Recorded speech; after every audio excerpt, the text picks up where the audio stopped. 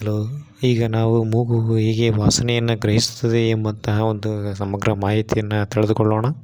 ನಾವು ಮೂಗಿನ ಒಳಕ್ಕೆ ಹೋಗಿ ನೋಡುವುದಾದರೆ ಮೂಗಿನ ಮೇಲ್ಭಾಗದ ಪದರದಲ್ಲಿ ಆಲ್ಫಾಕ್ಟರಿ ಎಪಿಥೆಲಿಯಂ ಎಂತಹ ರಿಸೆಪ್ಟರ್ಗಳು, ವಾಸನೆ ಗ್ರಹಿಸುವಂಥ ರಿಸೆಪ್ಟರ್ಗಳು ಇರ್ತವೆ. ಇವು ಡಿಫ್ರೆಂಟ್ ಆದ ರಿಸೆಪ್ಟರ್ಗಳನ್ನು ಹೊಂದಿರ್ತವೆ.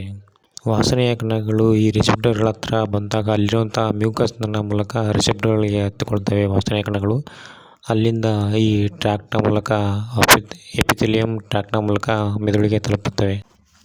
ನಾಯಿಯ ಮೂಗಿನ ಒಳಗಿನ ಆಲ್ಫಾಕ್ಟರಿ ಎಪಿಥೆಲಿಯಂ ರಿಸೆಪ್ಟರ್ಗಳು ಮನುಷ್ಯರಿಗಿಂತ 20 ಪಟ್ಟು ದೊಡ್ಡದಾಗಿರ್ತವೆ. ವಿಜ್ಞಾನಿಗಳು ಈ ರಿಸೆಪ್ಟರ್ಗಳ ಸಂಶೋಧನೆಯಲ್ಲಿ ತೊಡಗಿದಾಗ 40 ಲಕ್ಷಕ್ಕಿಂತ ಹೆಚ್ಚಾಗಿರುವಂಥ ಡಿಫ್ರೆಂಟ್ ಆದ ನ್ಯೂರಾನ್ಗಳು ಇರುವುದು ಕಂಡುಬಂದಿದೆ.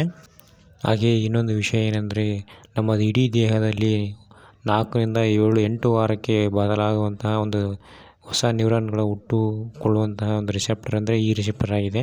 ಈ ರಿಸೆಪ್ಟರ್ಗಳು ವಾಸನೆಯ ಸಿಗ್ನಲ್ಗಳನ್ನು ಮೆದುಳಿನ ವಿವಿಧ ಭಾಗಗಳಿಗೆ ತಲುಪಿಸುತ್ತವೆ. ಹೀಗಾಗಿ ವಾಸನೆಯ ಮೂಲಕ ಹಳೆಯ ನೆನಪುಗಳು ಮತ್ತು ಕಲ್ಪನೆಗಳು ಎಲ್ಲ ಹುಟ್ಟುವಂತಹ ಸಾಧ್ಯತೆ ಇರುತ್ತದೆ. ನಾವು ತಿನ್ನುವಂತಹ ಆಹಾರ ಕೂಡ ಯಾವ ರೀತಿಯದ್ದಾಗಿದೆ ಎಂಬಂತಹ ಒಂದು ಸಿಗ್ನಲ್ಗಳನ್ನು ಈ ರಿಸೆಪ್ಟರ್ಗಳು ಪತ್ತೆ ಹಚ್ಚುತ್ತವೆ. ನಾಲಿಗೆಗೆ ಸ್ವೀಟು, ಸಾಲ್ಟು ಮತ್ತು ಬಿಟ್ಟರ್ ರುಚಿಗಳನ್ನು ಗುರುತಿಸುವಂತೆ ಮೂಗು ಕೂಡ ಗುರುತಿಸುತ್ತದೆ.